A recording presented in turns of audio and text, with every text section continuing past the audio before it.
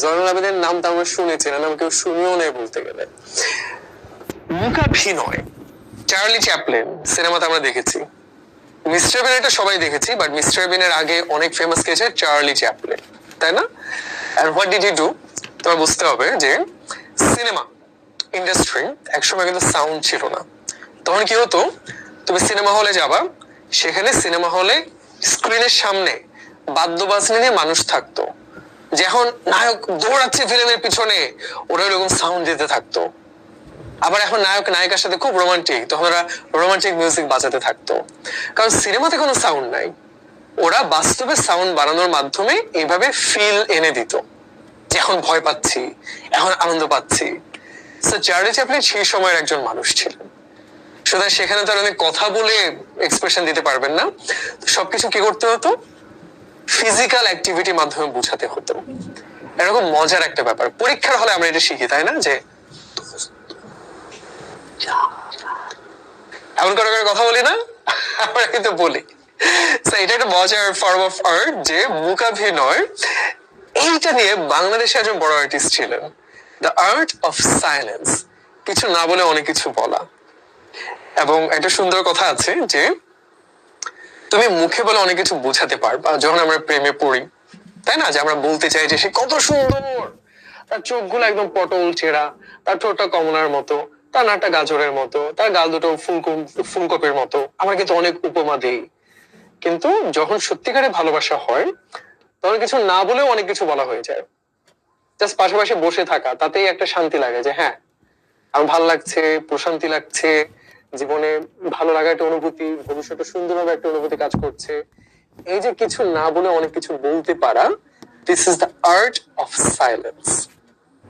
এই যে একটা সুন্দর কথা আছে, সাইলেন্স ইজ গোল্ডেন, নীরবতা একদম স্বর্ণের মতো সুন্দর, যে কিছু না বলে অনেক কিছু বোঝানো যায়। চলো তাহলে আমরা একটু দেখি ওনার গল্পটা।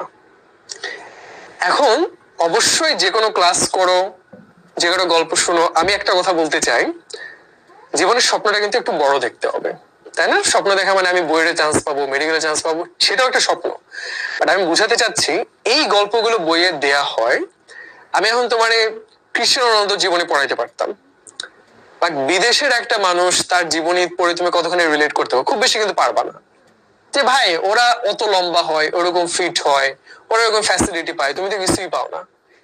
এই জন্য আমার দেশে যে মানুষগুলো এক্সট্রা অর্ডিনারি, তোমার থেকেও খুব খারাপ অবস্থা থেকে এসে যারা অনেক ভালো করেছে, তাদের গল্পগুলো তোমাদেরকে পড়ানো হয়, যেন তুমি ওনাদের মতো একটা কিছু হইতে পারো।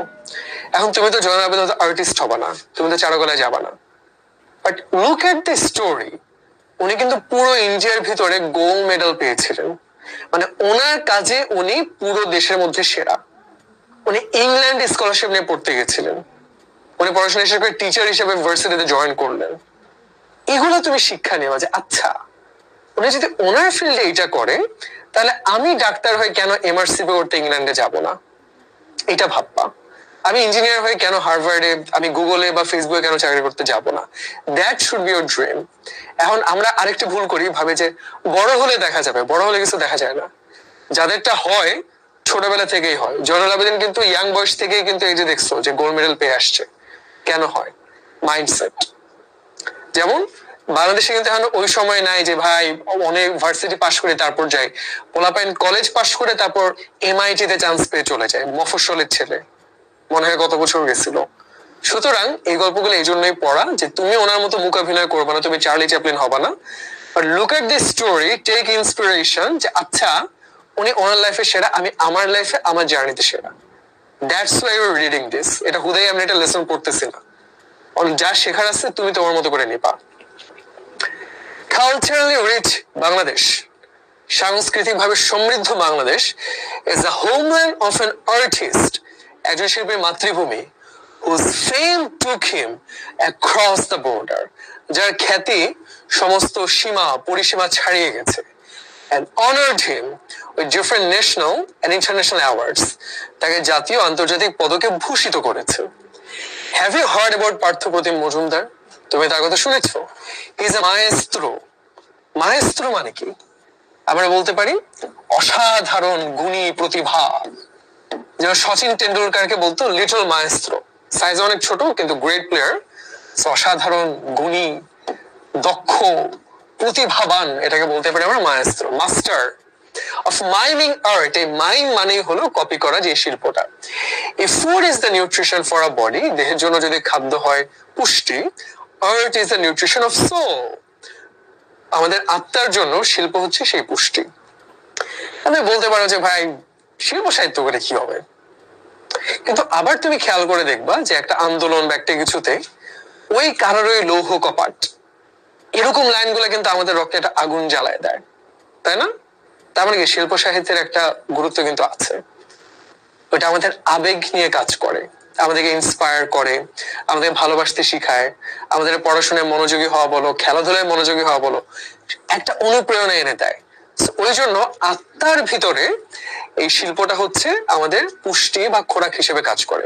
Two keep the souls alive and fresh, আমাদের আত্মাকে সজীব রাখতে, সতেজ রাখতে, different arts like music, dance, paintings have evolved during the ancient time. Ancient মানে কি? সুন্দর একটা শব্দ, মানে সুপ্রাচীন, অনেক আগে। আর evolve মানে কি? evolution, বিবর্তন, সেখান থেকে verb evolve, বিবর্তিত হওয়া। নোট করবো কিন্তু সবাই, তাই না? আর revolve মানে কি? আমরা বললাম ইভলভ মানে বিবর্তন, রিভলভ মানে আবর্তন। কিভাবে মনে রাখবো? সেলুনে গেলে রিভলভিং চেয়ার থাকে, চেয়ারে বসে ঘোরা যায়, কিংবা রিভলভার থাকে না, 6টা গুলি এমনি এমনি করে ঘুরান যায়। সো রিভলভ মানে একই জায়গায় ঘোরা, আর ইভলভ মানে বিবর্তন হওয়া। Humankind has tried to express himself from the very beginning of civilization. সভ্যতার শুরু থেকে মানুষ কি চেয়েছে? নিজেকে প্রকাশ করতে।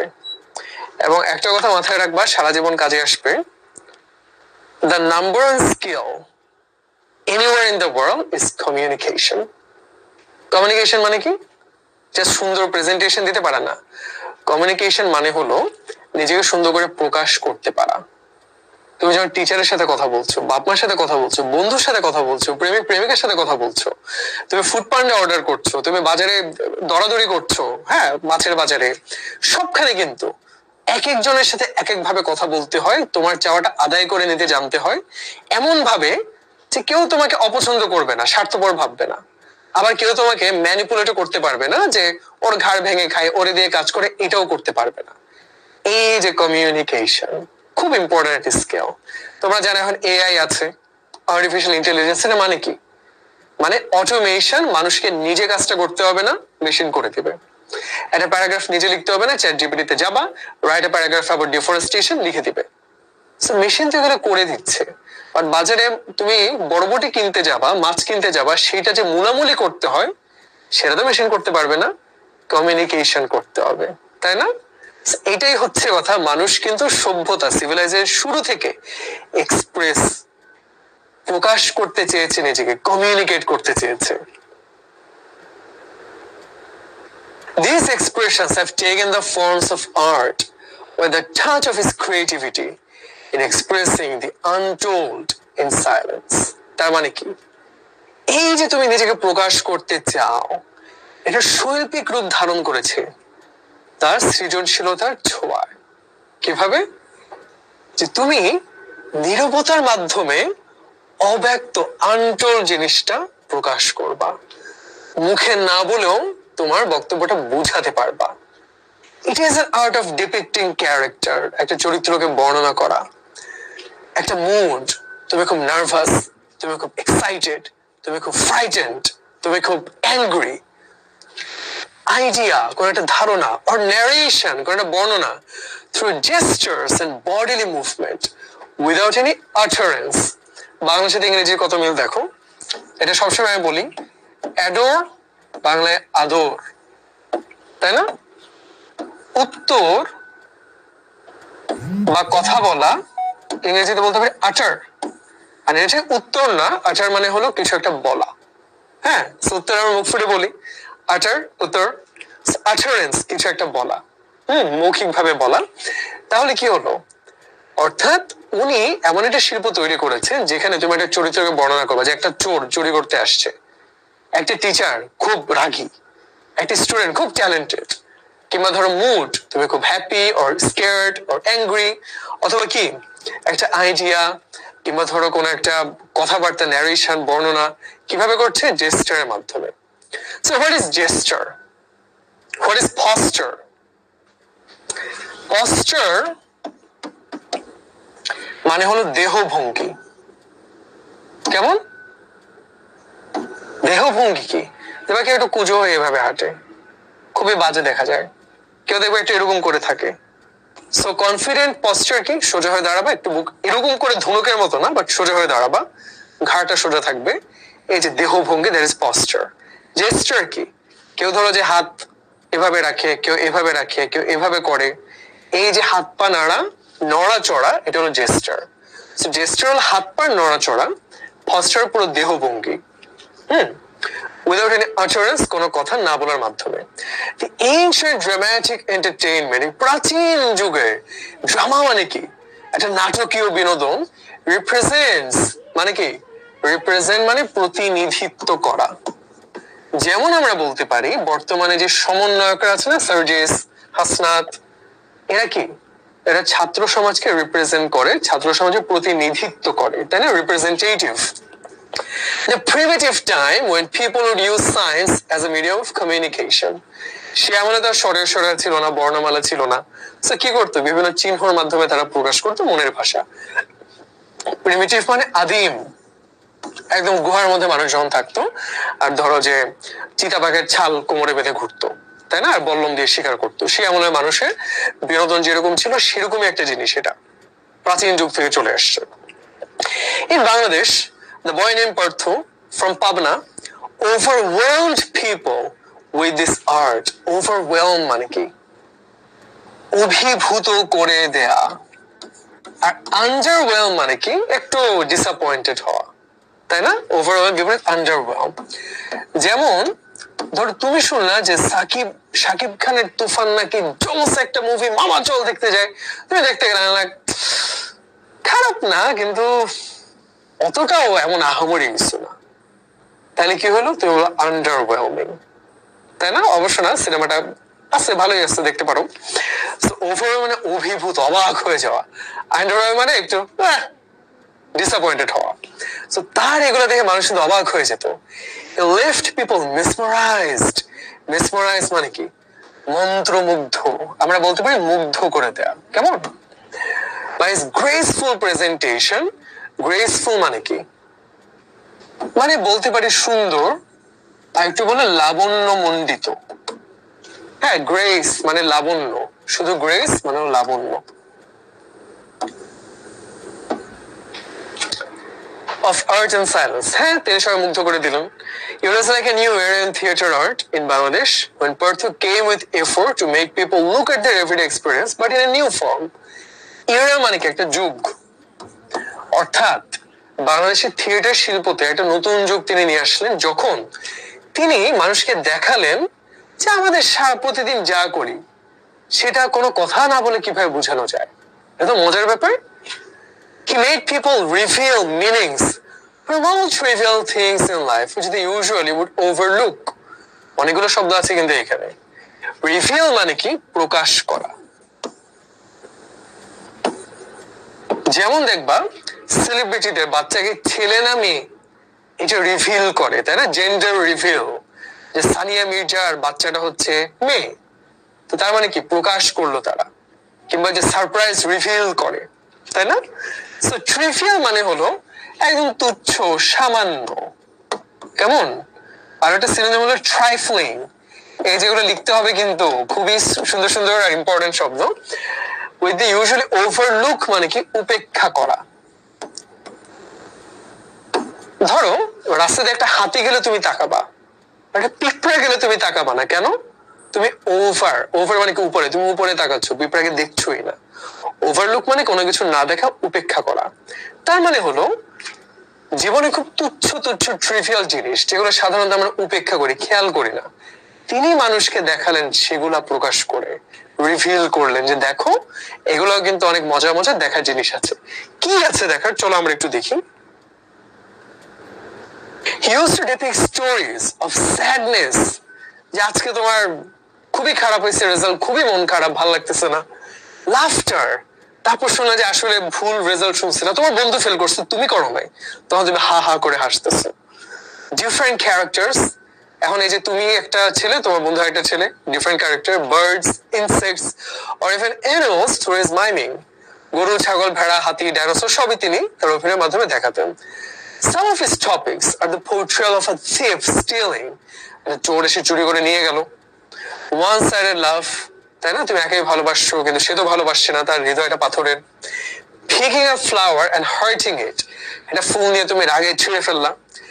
Delicate changes in nature, delicate মানে হলো সূক্ষ্ম যে পরিবর্তন থাকে, যে গ্রীষ্মকালে অনেক গরম, তারপর শীতকালে অনেক ঠান্ডা, এসব অনেক কিছু তিনি দেখাতেন।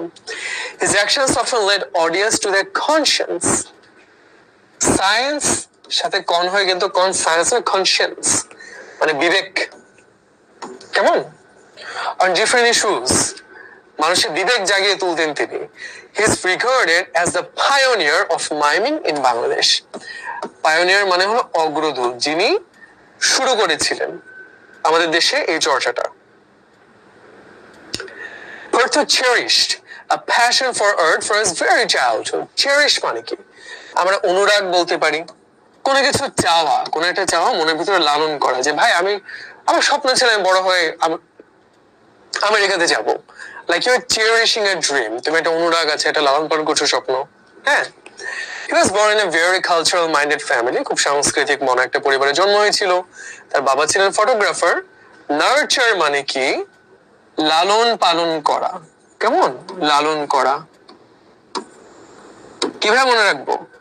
নার্সারিতে কি থাকে? ছোট ছোট গাছের চারা থাকে, সেগুলো কিনে কি ফেলে রাখলে চলবে না, নার্চার করতে হবে, লালন পালন করতে হবে, যত্ন করতে হবে, তাই না? ইয়াস, তাহলে নার্সারির গাছপালাকে নার্চার করতে হয়। তো তাকে সেভাবে লালন পালন করে গড়ে তুললেন as a passionate lover of art, খুব শিল্পের অনুরাগী হিসেবে বড় করলেন। The family resided in a village call Kalachanpara, সেখানে তারা বাস করতেন। সেখানে অনেক সাংস্কৃতিক অনুষ্ঠান হতো এবং সেখানে কি ছিল, খুব সুন্দর একটা শব্দ, এই অনুষ্ঠানগুলো তার ভিতরে ইম্পেকেবল ইনফ্লুয়েন্স ছিল তার ভিতরে। ইম্পেকেবল মানে কি? নিখুঁত। কিভাবে মনে রাখবে? পেকাডিলো মানে হলো মাইনর অফেন্স। বাপরে বাপ, অনেক কঠিন হয়ে যাচ্ছে, আই এম সো সরি। মানে ছোটখাটো অপরাধ, পেকাডিলো। ধরো তুমি কারো একটা ঢিলা মারলা, এটার জন্য তার ফাঁসি দিবে না, জেল দিবে না, বাট এটা ছোটখাটো অপরাধ, পেকাডিলো। ইম্পেকেবল মানে যেখানে কোনো অপরাধ নাই, কোনো খুঁত নাই, কোনো দোষ নাই, নিখুঁত। ইম্পেকেবল ইনফ্লুয়েন্স, এটা প্রভাব রাখলো তার ভিতরে, তাই না? অ্যাফেকশন মানে কি? অনুরাগ, ভালোবাসা। সেটা কিভাবে মনে রাখবে? অ্যাফেয়ার চলে না, যে এই ছেলেটার সাথে এই মেয়েটার অ্যাফেয়ার আছে, সম্পর্ক, তাহলে তাদের ভিতরে অ্যাফেকশন আছে, অনুরাগ আছে। সব শব্দ কিন্তু মিলিয়ে মিলিয়ে এইভাবে শেখা যায়। কেমন? তারপরে চলো, ডেস্টিনি, ভাগ্য।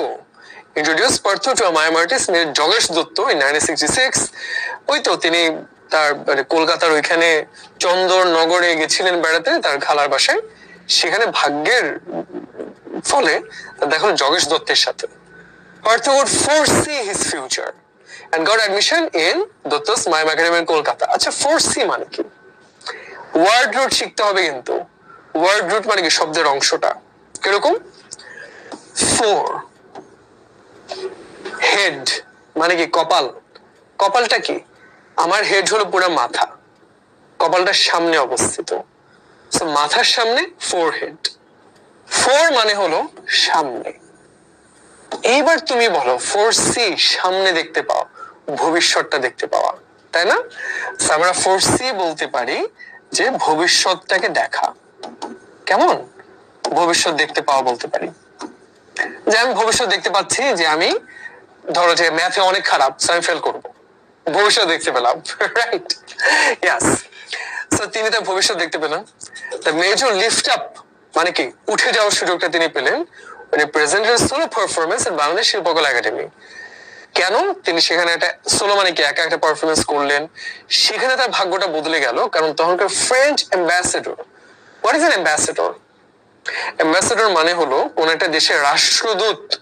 ফ্রান্সের পক্ষ থেকে বাংলাদেশে পাঠানো সবচেয়ে গুরুত্বপূর্ণ মানুষ হলো ফ্রান্সের রাষ্ট্রদূত, অ্যাম্বাসেডর মিস্টার লুই মোরু।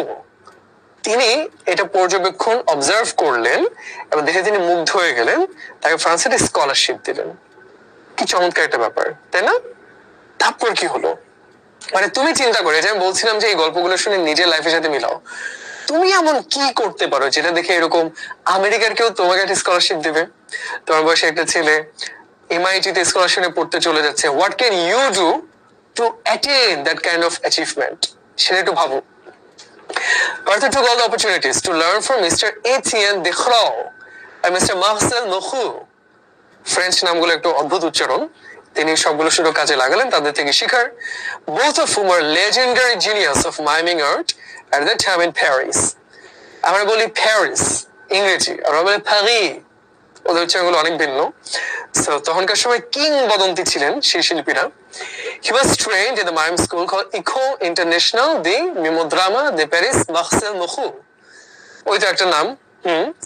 তো গ্র্যাজুয়ালি মানে ক্রমান্বয়ে, অর্থাৎ ধীরে ধীরে বলতে পারি, সময়ের সাথে সাথে।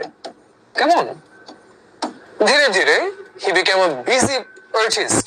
তিনি ইউরোপ আমেরিকা সবখানে পারফরমেন্স করলেন, তিনি মিডিয়াতে হাইলাইট পেলেন, তাই গুরুত্ব দেওয়া হলো। ভবিষ্যতে এই বাংলাদেশি আর্টিস্টে কি করলেন, তিনি রিসিভ করলেন দ্য মলিয়ার অ্যাওয়ার্ড 2009 সালে।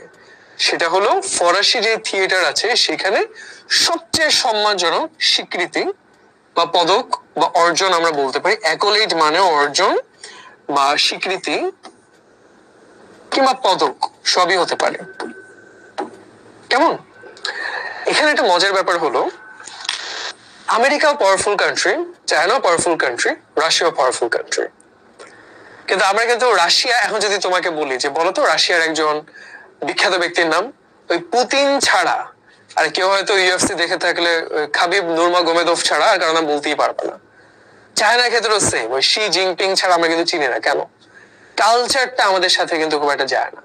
আমরা আমেরিকার সিনেমা দেখি, টম ক্রুজ এই সেই যারা আছে সব দেখি, ওদের ভাষায় আমরা পড়াশোনা করি, ইংরেজিটা আমরা শিখি, আমরা অনেক ভালো করে জানি ওদেরকে। কিন্তু রাশিয়ারে চিনি না, চায়নারে চিনি না, ফ্রান্সকেও চিনি না, তাই না? এটাই যে ফ্রান্স কিন্তু খুবই পাওয়ারফুল একটা দেশ।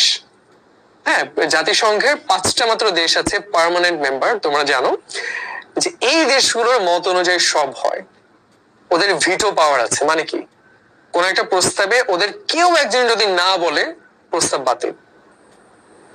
ফ্রান্সের সেই পাওয়ারটা আছে, পারমাণবিক শক্তি, বিরাট বড় একটা দেশ।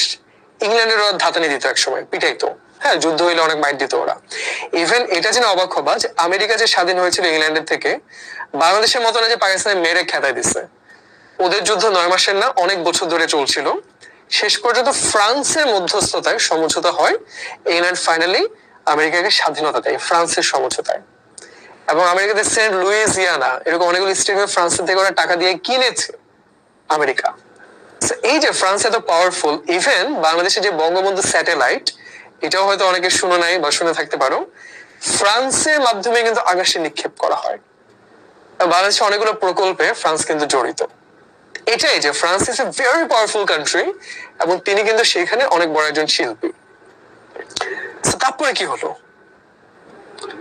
পরের বছরে তাকে 21শে পদক দেওয়া হয় বাংলাদেশে, এবং তাকে অনেক পদক, পুরাটাই হলো খালি পদক পদক পদক, এখানে আসলে পড়া তেমন কিছু নাই। এবং তার কি ইচ্ছা আছে, একটা আন্তর্জাতিক মাইমিং ইনস্টিটিউট বাংলাদেশে খোলার। সত্যি বলতে আমার মনে হয় না এটা খুব একটা কাজে কিছু, বাংলাদেশে কেউ এটা শিখতে আগ্রহী না। কালচার থাকা লাগে। ওই ফ্রান্সে আছে এইটা, ওই জন্য ওখানে ভালো করেছেন। মানে বাংলাদেশে থাকলে কি করতেন, ফুটপাতে খেলা দেখাতেন, আমরা 5 টাকা দিতাম, এটাই করতেন। বাংলাদেশের কোনো শিল্প নাই তো। ধরো ক্রিকেট খেলে তুমি ক্রিকেটার হইতে পারবা, ডাঙ্গুলি খেলে তো তুমি কিছু হইতে পারবা না। ডাঙ্গুলি একটা খেলা, খুবই ভালো একটা খেলা, কিন্তু ওই শিল্পটা নাই, কালচারটা নাই। বাট তারপরও আমি বলছি না যে ওনার মতো হতে হবে, আমি বলছি উনি ওনার ফিল্ডে যে অবস্থানে পৌঁছালেন তুমি তোমার ফিল্ডে সে অবস্থানে পৌঁছাও। That's the trade. সো তাহলে আমরা কমেন্টটা আরেকবার একটু অন করি, দেখে পোলাপাইন কি অবস্থা, কেমন হচ্ছে নোট টোট করা। ক্যালকাটা বানানটা ভুল না, না ক্যালকাটা এভাবে করে, এর সময় ঢাকা লিখতো ডাক্কা। ব্রিটিশরা তো, ব্রিটিশে একটু এরকমই, সবকিছু কখনো নর্মালি বলবে না, খুব পেঁচায় পেঁচায় বলবে, রাইট? আজ আমার জন্মদিন ছিল, জুলকার নাইনকে কেউ জানাই না, হারে। আচ্ছা আমরা একটু কমেন্ট অফ করি, আনিশার কমেন্ট একটু উপরে যাই, পজ করে ওটা একটু দেখি। আচ্ছা সে বলেছে যে প্রি-টেস্ট পরীক্ষা চলাকালীন আন্দোলন হয়, পরীক্ষা বন্ধ হয়েছে, পরে বাতিল হয়ে যায়, এখন টেস্ট পরীক্ষার জন্য বোর্ড এফিসিয়েন্ট দেবো, রিলিজ পেপার সলভ করবো। শুনো সত্যি কথা বলতে কি এখন প্রতি মুহূর্তে সিদ্ধান্ত বদলাচ্ছে, আর হুট করে যদি বলে যে না তোমাদের ওই পরীক্ষাটা হবে, তখন কিন্তু ধরা খেয়ে যাবা। আমার প্রেফারেন্স হলো always have a backup plan. কিরকম? তোমার মাথায় রাখতে হবে এমন হতে পারে পরীক্ষাটা হলোই না, আবার এমন হতে পারে